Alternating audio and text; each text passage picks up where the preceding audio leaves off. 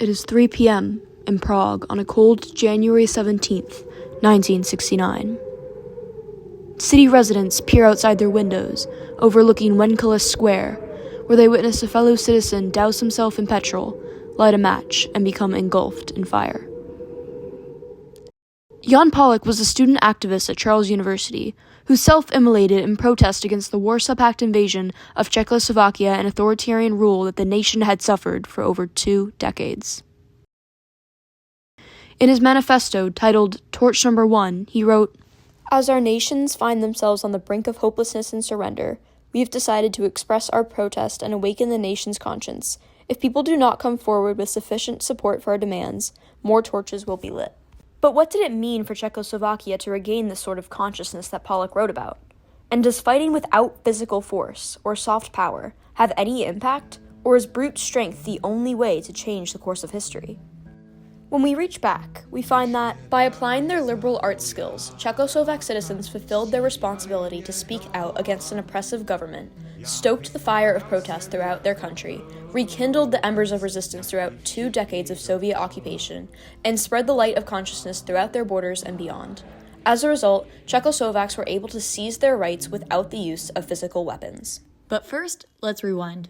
In 1948, the Soviet Union first established authoritarian control over Czechoslovakia by helping the Czechoslovak Communist Party, also known as the KSC, to stage a coup d'etat and assume undisputed reign over parliament. In September of 1953, Antonin Novotny was elected as first secretary of the Central Committee of the Communist Party. As a committed Stalinist, he focused his party's attention on limiting the free press, which, from his perspective, served as a possible threat to his claim to absolute power. Lighting the match. From 1966 to 67, protesters within the intellectual community, students, writers, and artists, illuminated Novotny's abuses, raised citizens' consciousness, and ultimately disempowered him, not with arms, but with verbal expression. In 1966, a traditional student festival, Mahales, was turned into a demonstration protesting the restrictions on their freedoms under Novotny. A year later, the younger generation led protests, calling for, quote, more light, in response to the declining condition of student life. The Communist Party responded to their peaceful calls with violence, sending police to brutalize them into stopping the protest. That same year, Czechoslovak writers in a Congress meeting renounced the KSC censorship over free speech.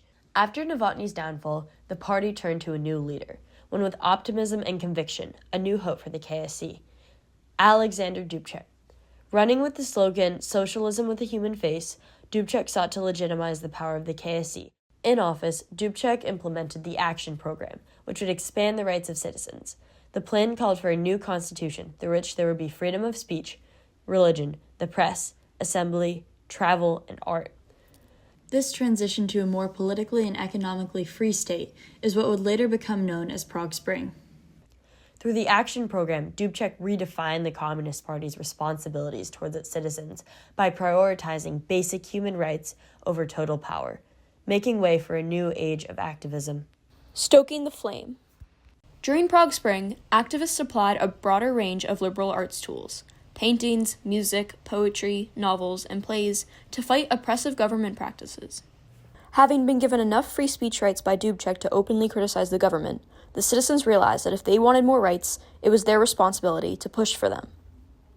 The national press was finally able to expose the corruption of Novotny and other government officials close to him.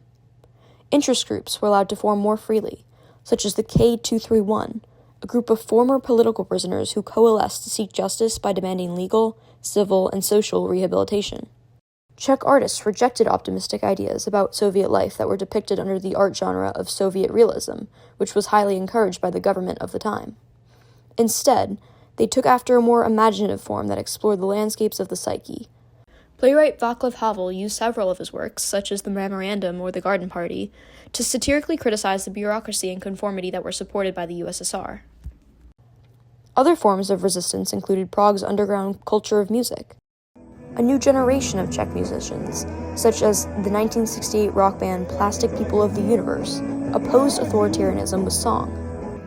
In fact, the group was so influential that its members were eventually convicted of, quote, disturbing the peace within the communist regime. But rock music wasn't the only thing being targeted by the Soviet Union. The regime loomed over Prague, fearful that it would lose its grip over the whole country and possibly the rest of the Eastern Bloc. Finally, on August 20th, 1968, the Soviet Union decided that they had seen enough, and early that morning, Prague was invaded by over 600,000 Warsaw Pact troops. Although there was resistance to the invasion in the form of protests, the troops prevailed, and it seemed as though soft power could never triumph against physical strength. The Soviet government had the perspective that it was their responsibility to maintain communism in the Eastern Bloc by all means necessary. Dubček was arrested and flown back to Moscow for negotiations. When he finally returned to Prague on August 27th, he tearfully addressed his country. "We hope that you will trust us even though we might be forced to take some temporary measures that limit democracy and the freedom of opinion." As time went on, Dubček's reforms were reversed under a period called normalization. During that time, the communist regime replaced Dubček with Stalinist Gustav Husak, who reinstated the authoritarian regime that Dubček had fought just a few months earlier.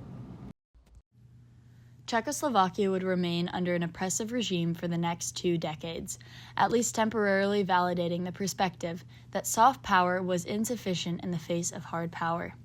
Still, citizens were able to maintain their ideas of freedom, rekindling the embers.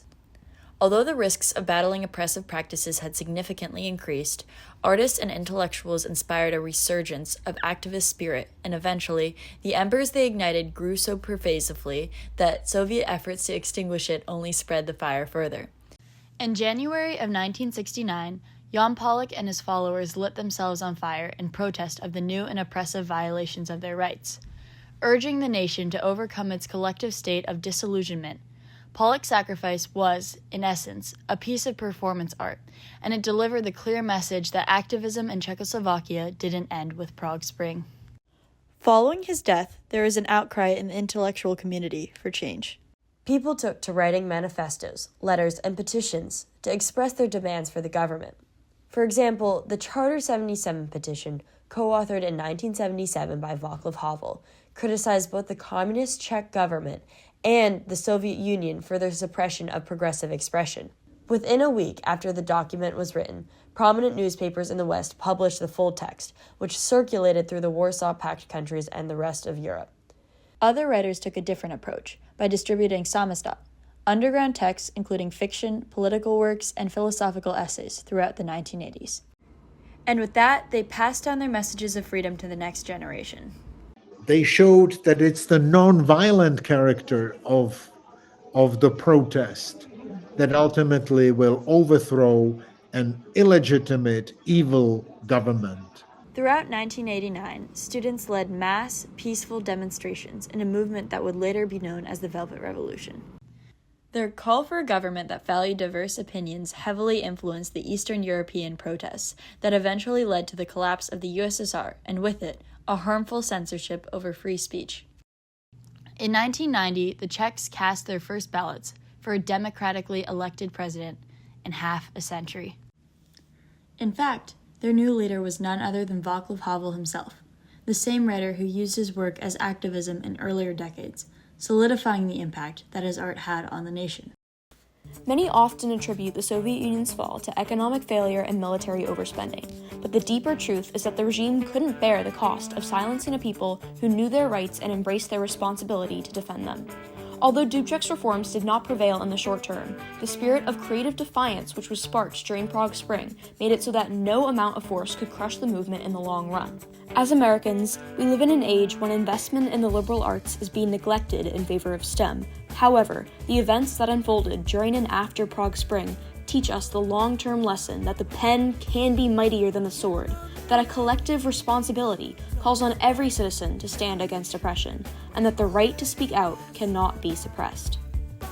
As President Biden said in his farewell address, we choose whether we lead by the example of our power or by the power of our example, and whether we show the courage to stand up to the abuse of power or whether we yield to it. May we all be the keeper of the flame. Right here, right now, what you